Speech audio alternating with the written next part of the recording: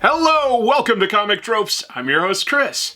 Well, the Peacemaker TV show just wrapped up on HBO, and I gotta say, I was pleasantly surprised by just how good it was. I felt like it was sincerely one of the best live-action adaptations of comics yet. Now, how accurate was it to the comic books? That's the question today.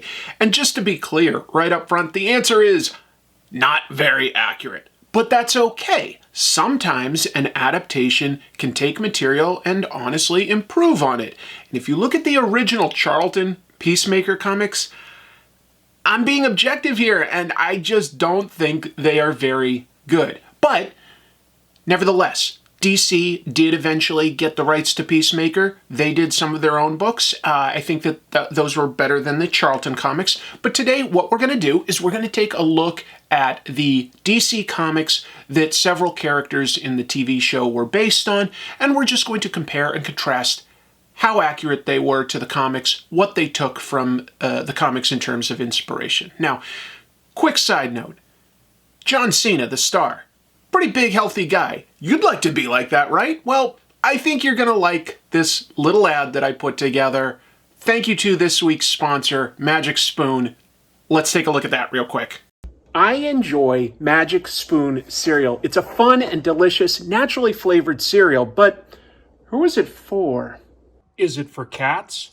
No. Is it for koi fish? No. Is it for robot sidekicks? No. No, only I, a human, can enjoy both the fun games on the back and the delicious taste, as well as the great health benefits. Magic Spoon is a delicious cereal with 0 grams of sugar, only 4 grams of net carbs, and 13 grams of protein per serving. And if you act now by using the discount code ComicTropes or visiting magicspoon.com/ComicTropes, you can now get $5 off your first order.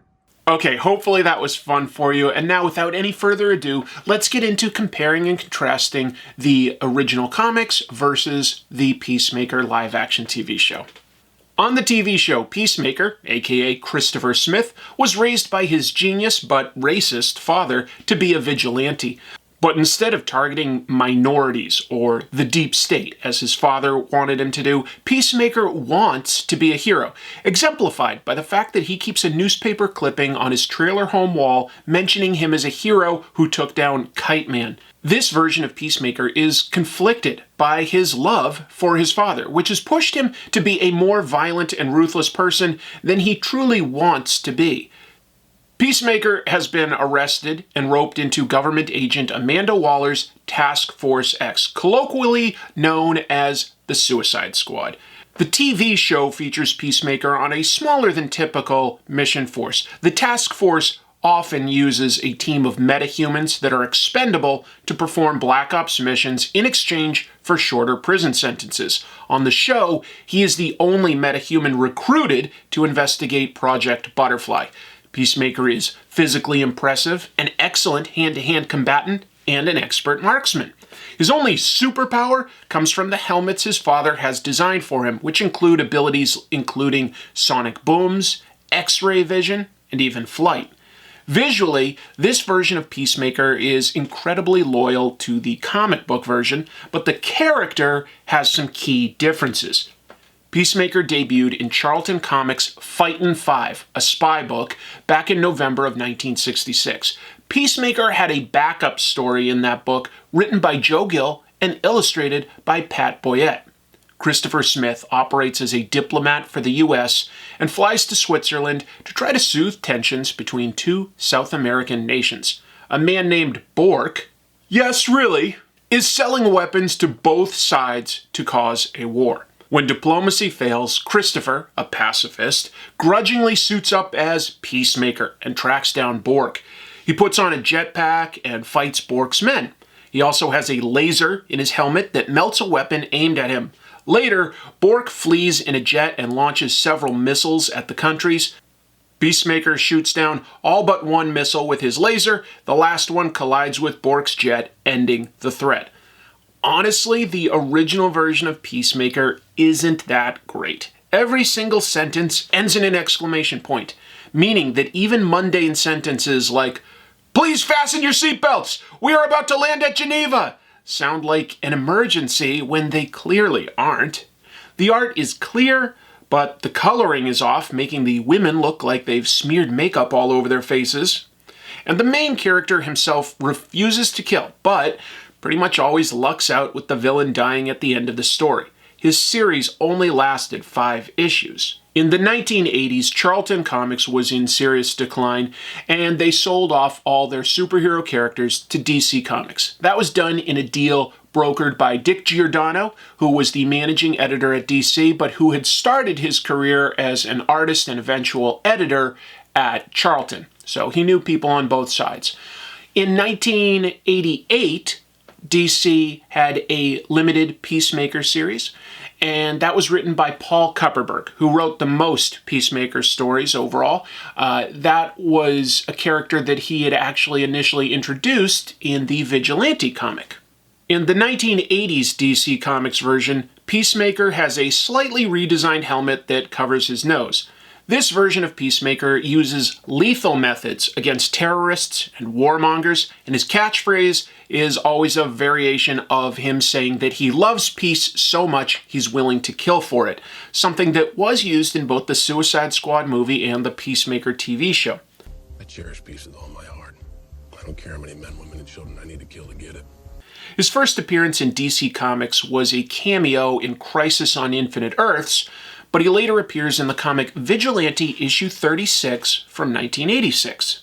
In that issue, both Vigilante and Peacemaker head for an airplane that was hijacked. Peacemaker doesn't know who Vigilante is and kills him as well, although this is not the original Vigilante hero. We'll come back to that. Both this issue of Vigilante and Action Comics number 598, also written by Kupperberg, mention the Agency, a secret intelligence arm of the US government, which is later renamed Checkmate and has its leadership appointed by Amanda Waller.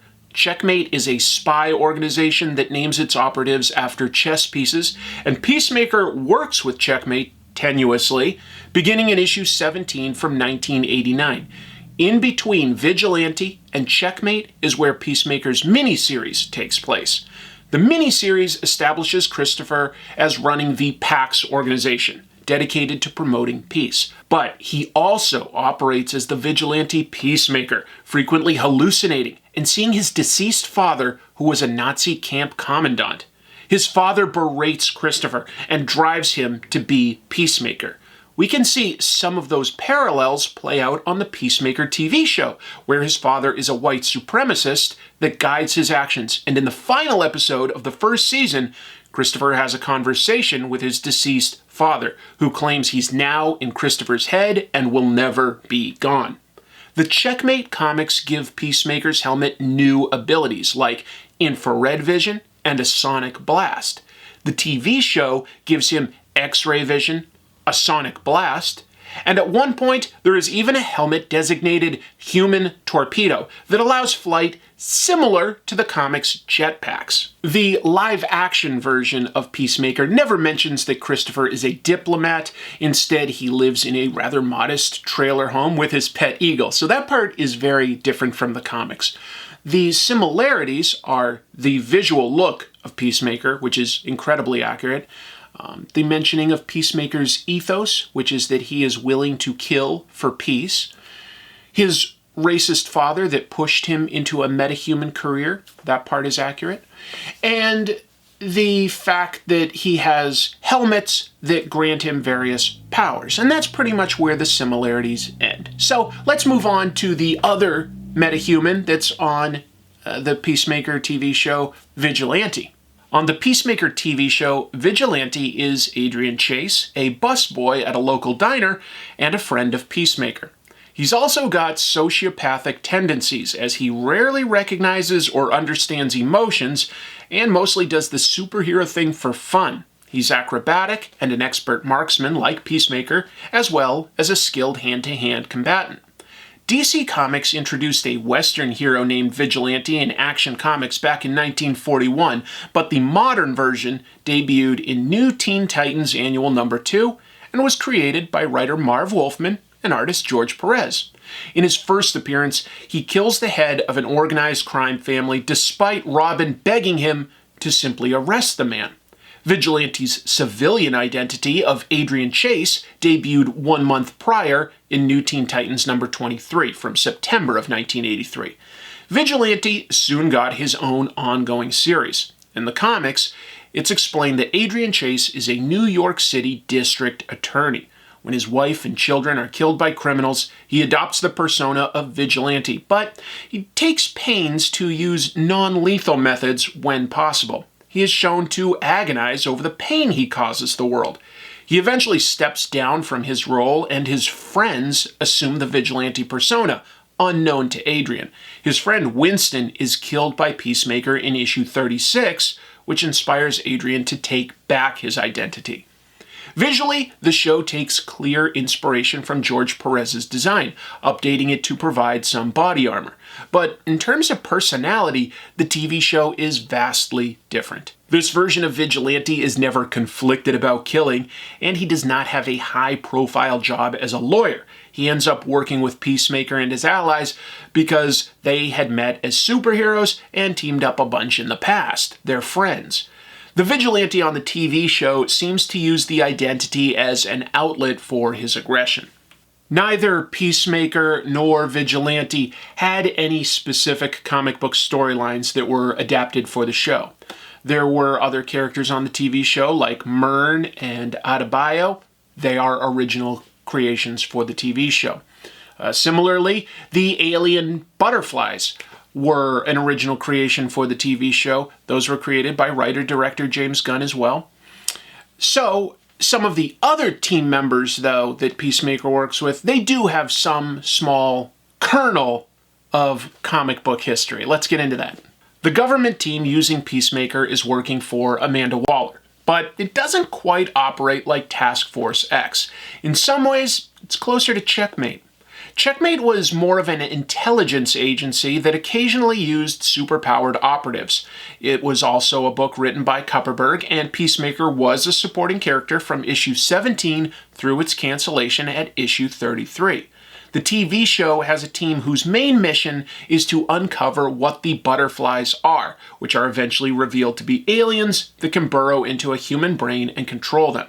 There are no specific Checkmate members in the TV show, but those comics featuring Peacemaker are the closest to the show, at least tonally. That said, they aren't that similar.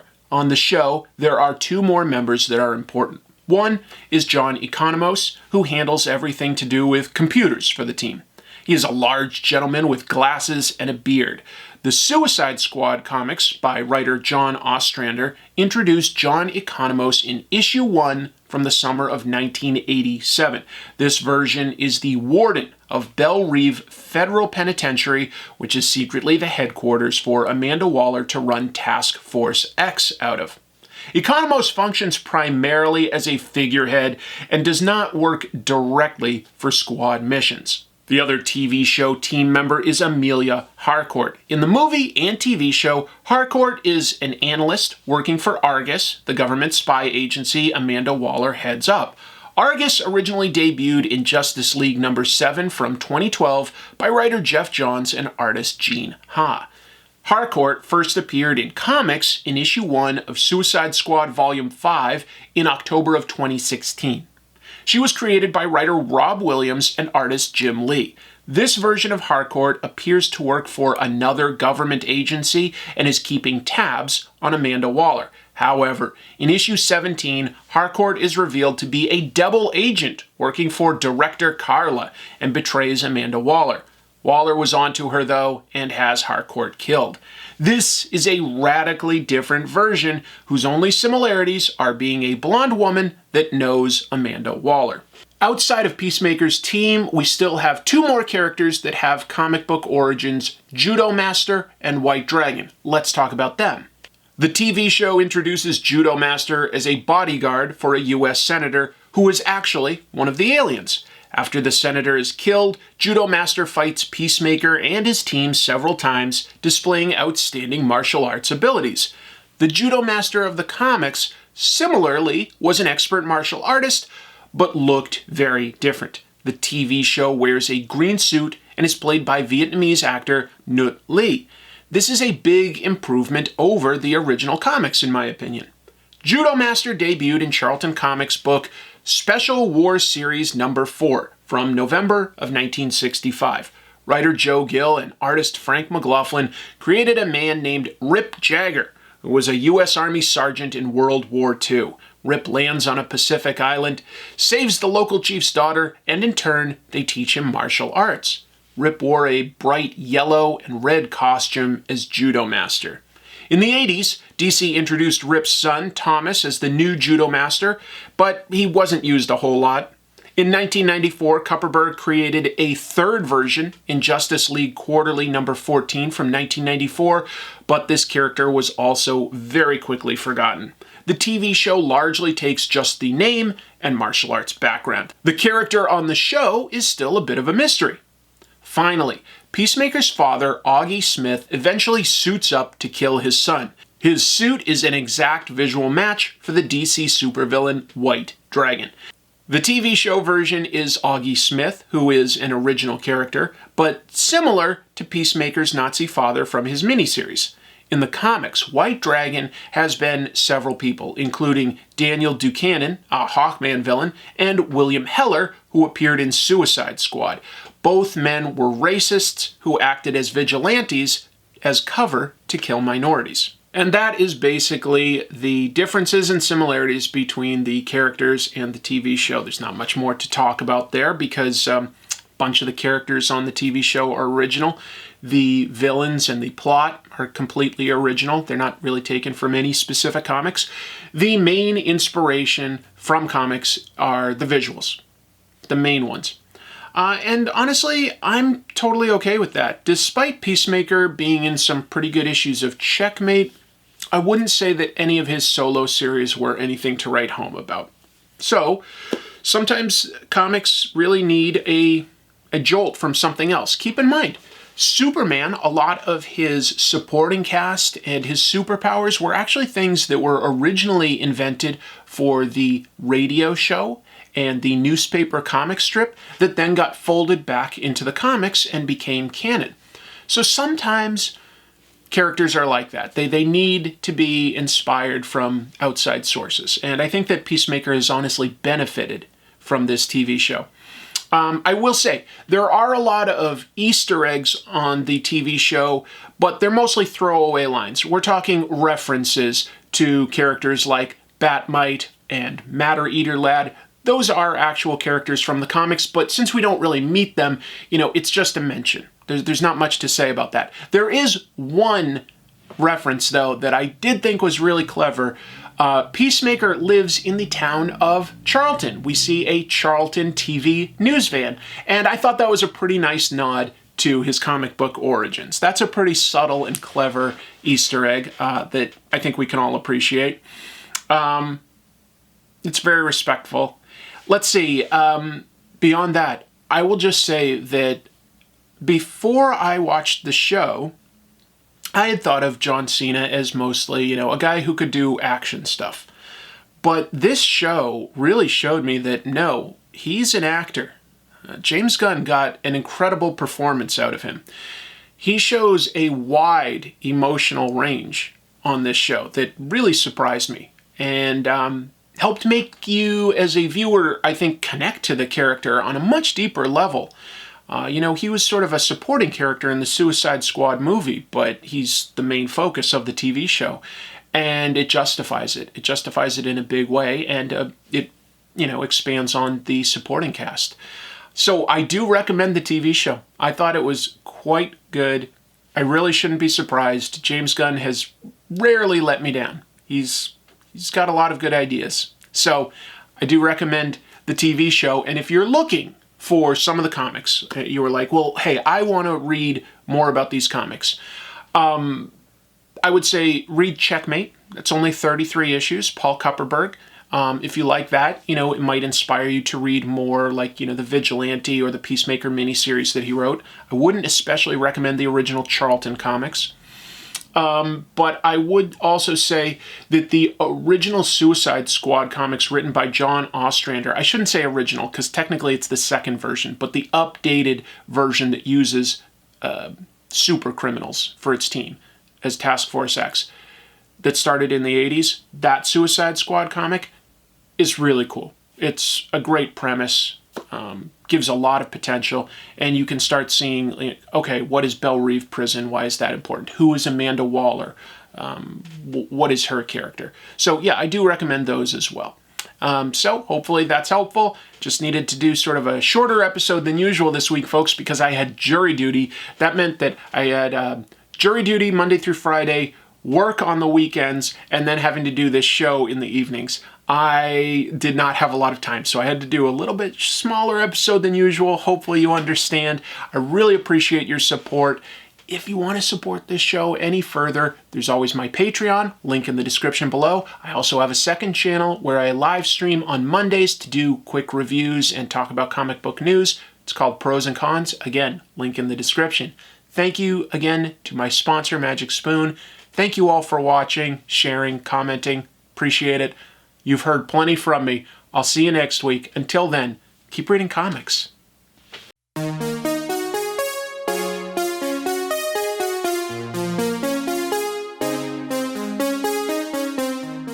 Thanks for watching this video. If you liked it, please consider hitting like and subscribe. If you'd like to support the show, there are merchandise links beneath the YouTube video, and you can always hit join on YouTube or visit Comic Tropes on Patreon to get access to special perks. There is even a helmet design. Darn it. His saying that he's willing to kill for peace. Frequently hallucinating and seeing his deceased. Stuttered again. Great. This version of Vigilante is never conflicted about killing, and he does not have a His suit is an actual visual match. No. Close. Not quite.